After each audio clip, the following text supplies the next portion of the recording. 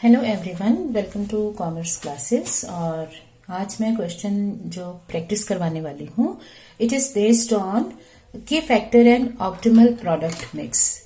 So we are given different cost, selling price दे रखा है आपको प्रोडक्ट्स का। So company is having 3 product lines. Okay, machine hours are given.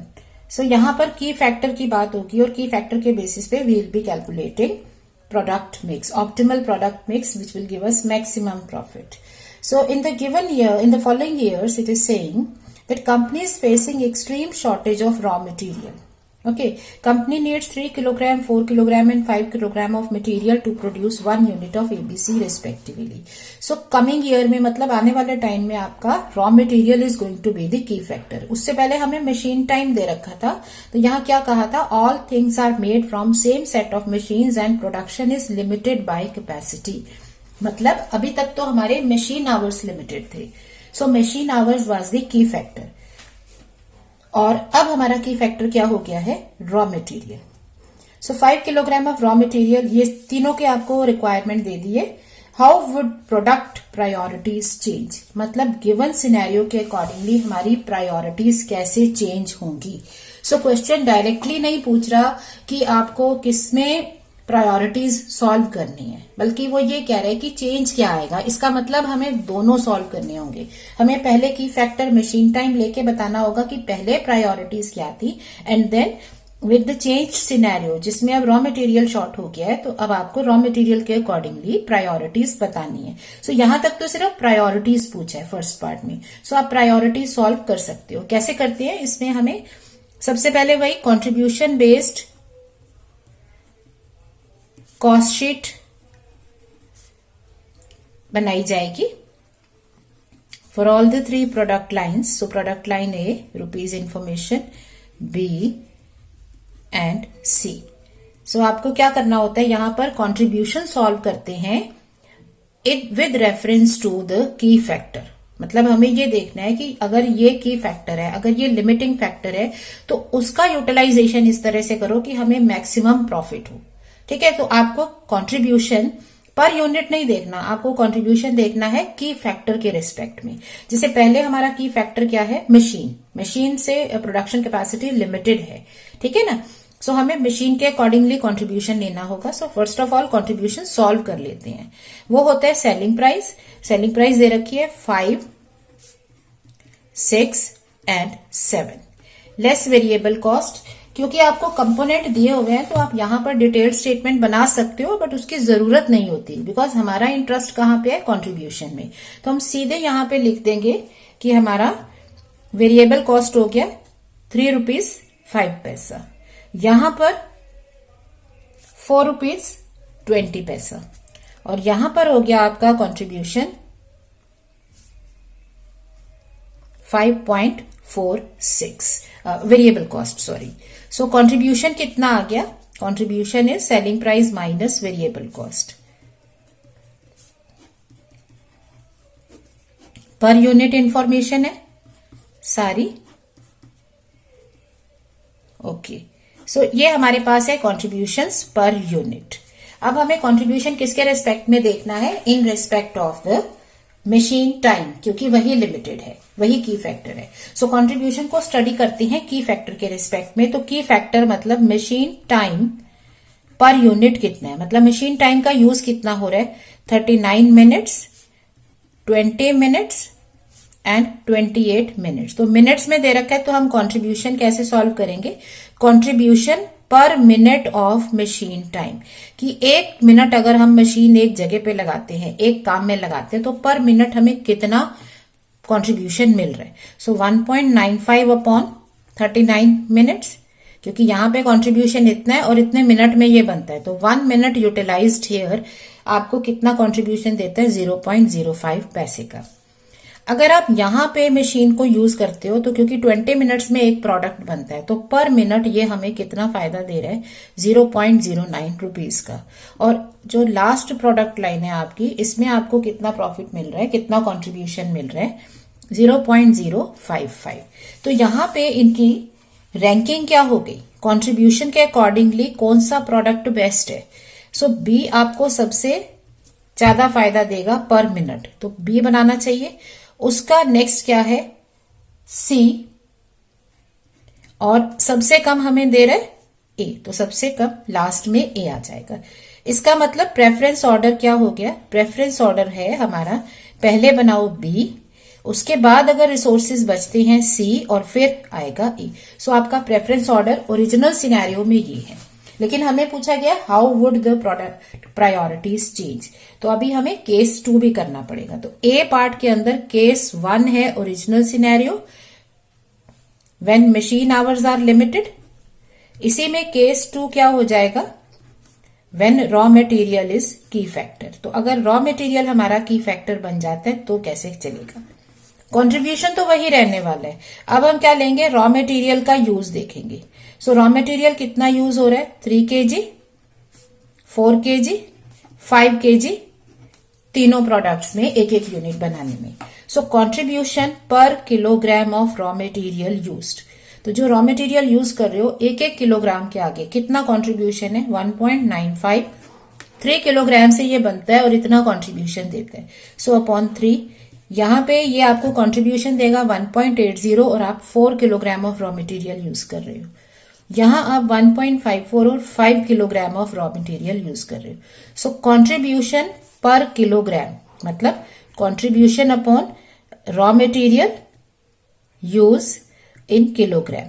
तो यहां से हमारा कितना आ गया, ये आ गया आपके पास 0.65, 0.45 एंड 0.308। तो यहां पे अब हमारी रैंकिंग क्या हो जाएगी, सबसे ज्यादा बेनिफिट कौन दे रहा है, सबसे ज्यादा बेनिफिट ए में मिल रहा है, मैक्सिमम कंट्रीब्यूशन, फिर बी और फिर सी। सो अब आपका प्रेफरेंस ऑर्डर क्या हो गया, in the change scenario preference order हमारा हो गया है पहले ए बनाओ फिर बी और फिर सी, यही आपके इसी सीक्वेंस में जा रहा है। सो हमारा सॉल्यूशन क्या होगा, आंसर कैसे लिखेंगे, आंसर में सिर्फ ये टेबल बनाने से बात नहीं बनेगी क्योंकि क्वेश्चन में टेबल तो कहीं नहीं थी, ये तो इनडायरेक्ट क्वेश्चन है। How would your product priorities change, so you will have to write down with the change of key factor, क्योंकि फैक्टर तो आपका जो था लेबर फैक्ट्री मशीन से हटके की फैक्टर चेंज हो गया, with the change of key factor to raw material our preference order is changed to A, B, C। ये ऑर्डर हो गया, पहले A बनेगा फिर B बनेगा और फिर आपको C प्रोडक्ट बनाना है। नाउ ये एक तरह के क्वेश्चन होते हैं जिसमें हमें मिक्स नहीं पूछा है बट हमें ऑर्डर पूछ लिया, ऑर्डर हमने बना के बता दिया। नेक्स्ट है कैलकुलेट ऑप्टिमल प्रोडक्ट मिक्स। अब आपको प्रोडक्ट मिक्स की कैलकुलेशन करनी है। If overall raw material available is 4000 kilogram, तो अब आपको जो रॉ मटेरियल अवेलेबल है इसको जुडिशियसली यूज करके आपको प्रोडक्ट मिक्स बताना है। तो रॉ मटेरियल हमारे पास हो गया 4000 किलोग्राम, ओके। और maximum demand of each product कितनी है, 200 units of A, 300 units of B, मतलब आप इतना ही मार्केट में खपा सकते हो, 500 units of C. So this is your maximum demand. तो अब आप कितना कितना प्रोडक्ट बनाओगे, क्या मिक्स होगा। सो हमारा रैंक ऑर्डर या फिर प्रेफरेंस ऑर्डर क्या था, रैंकिंग ऑर्डर हमारा सही इसी सीक्वेंस में ही था, ए, बी और सी। तो अगर लेबर का होता तो हम BCA लेते। तो अब आपको ये रॉ मटेरियल इस तरह से यूज करना है कि हमें बेस्ट रिजल्ट मिले। तो सबसे पहले हम ए बना सकते हैं। तो अब आपको रॉ मटेरियल अगर ए बनाते हैं तो कितने यूनिट्स बनाओगे, ए अगर आप बनाने जाते हैं you can have a maximum of 200 units of A, क्योंकि आपके ए की डिमांड ही इतनी है। सो आप क्या कहेंगे, so if A is produced to maximum 200 units बनाते हैं तो raw material used for A कितना हो जाएगा, कितना ए रॉ मटेरियल यूज कर लेगा। सो 200 यूनिट्स वो बना रहा है और वो यूज कितना करता है, 3 kilogram of raw material, 3 kilogram use करता है। इसका मतलब 600 किलोग्राम इसने यूज कर लिया। सो ए आपके प्रेफरेंस ऑर्डर में सबसे पहले था, ए को प्रोड्यूस करो, मैक्सिमम बना लिया, 600 किलोग्राम रॉ मटेरियल यूज हो गया। सो अब रॉ मटेरियल लेफ्ट कितना है, कितना बच गया, 4000 किलोग्राम में से 600 किलोग्राम यूज हो गया, दैट मीन्स 3400 किलोग्राम अब बच गया। नाउ अब क्या करें, अब इसको आगे यूज करेंगे। ए आपने बना लिया, अब आप इसको आगे किस में ले सकते हो, बी में। Now it can be used to produce B. Okay, अब बी की कितनी प्रोडक्शन करें, तो ये ऑर्डर में ऐसे जा रहा है, पहले ए लिया सीक्वेंस में, अब बी। तो अब बी अगर आपको प्रोड्यूस करना है तो आप बी कितना बना सकते हो, अनलिमिटेड तो नहीं बनेगा ना, क्योंकि हर एक की डिमांड होती है। सो बी की मैक्सिमम डिमांड कितनी है, 300 units. So can you go for that. तो अब raw material required for B कितना हो जाएगा, 300 units at the rate of 4 kilogram, क्योंकि B 4 kilogram raw material use करते हैं। सो 1200 किलोग्राम यूज हो जाएगा, कर सकते हो, इतना तो है आपके पास। So B is produced up to maximum 300 units. तो अब बी भी बना लिया। अब बारी किसकी आई, तीसरे की। तो अब पहले सोचो रॉ मटेरियल लेफ्ट कितना है, तो जहां पे पहले आप पहुंचे थे वहीं से आगे बढ़ेंगे। सो पहले 3400 किलोग्राम था, उसमें से 1200 किलोग्राम आपने यूज कर लिया। सो आपके पास कितना बच गया, 2200 किलोग्राम रॉ मटेरियल बच गया। सो अब now it can be used to produce C, क्योंकि आपके ऑर्डर में अब तीसरा सी है, अब सी में यूज कर सकते हो।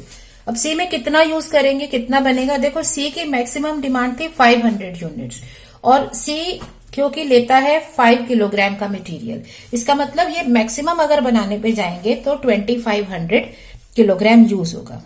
सो सी रिक्वायर्स मैक्सिमम ऑफ कितना, 500 units at the rate of 5 kilogram per unit, 2500 kilogram. तो क्या बना लेंगे इसको, नहीं बना सकते, क्योंकि हमारे पास इतना है। रॉ मटेरियल कितना है, कम है, 2500 किलोग्राम चाहिए, बट हमारे पास कितना है रॉ मटेरियल, ओनली 2200 किलोग्राम्स। तो अगर हमारे पास रॉ मटेरियल कम है तो कितने यूनिट्स बन जाएंगे, so units of production of C के थे 2200 किलोग्राम हमारे पास रॉ मटेरियल है, और सी यूज कर रहा है 5 किलोग्राम, ओके, पर यूनिट। इसका मतलब 440 यूनिट्स आप बना सकते हो। सो आपका प्रोडक्ट मिक्स क्या हो गया, प्रोडक्ट मिक्स हो गया, product A B C, units of production A आपका मैक्सिमम हो गया, बी आपका मैक्सिमम हो गया, बट सी में क्योंकि आपके रॉ मटेरियल की शॉर्टेज थी, इतने यूनिट बनेंगे। सो इस तरह से we can make product mix without making table. Table के बिना सिर्फ अपनी अंडरस्टैंडिंग से हम इसको बना सकते हैं। टेबल में हमने यही चीज टेबुलर फॉर्म में लिख दी थी। अब इसके आगे अगर आपको कुछ और कैलकुलेशन कहिए, suppose question says calculate contribution, तो आप इसको कॉन्ट्रीब्यूशन पर यूनिट से मल्टीप्लाई कर दो, क्योंकि आपके पास तो यूनिट्स ऑफ प्रोडक्शन है ना। कॉन्ट्रीब्यूशन पर यूनिट कितने, 1.95, 1.80, 1.54, तो आपके पास टोटल कॉन्ट्रीब्यूशन आ जाएगा। ठीक है, कंट्रीब्यूशन आ जाएगा, यहां मल्टीप्लाई करके टोटल कर दोगे, ये टोटल कंट्रीब्यूशन आ गया। सपोज इसके आगे फिक्स्ड कॉस्ट देके पूछ लेते हैं प्रॉफिट भी सॉल्व कर दो, तो प्रॉफिट सॉल्व कर दोगे। So this is how we calculate product mix without table, सिर्फ अंडरस्टैंडिंग के बेसिस पे हम इसे बना सकते हैं। So I hope this is clear to you. करना क्या है, आप बहुत लॉजिकली चल रहे हो, जो की फैक्टर अवेलेबल है उसको सबसे पहले रैंक ऑर्डर में लेके जाओ, फिर दूसरे में लेके जाओ, फिर तीसरे में। बहुत लॉजिकल चीजें एज इट इज करना है। Okay, so if you have a problem with the table, आप इसको डायरेक्ट भी कर सकते हो। I hope this is clear. You can practice some more questions on this and thank you.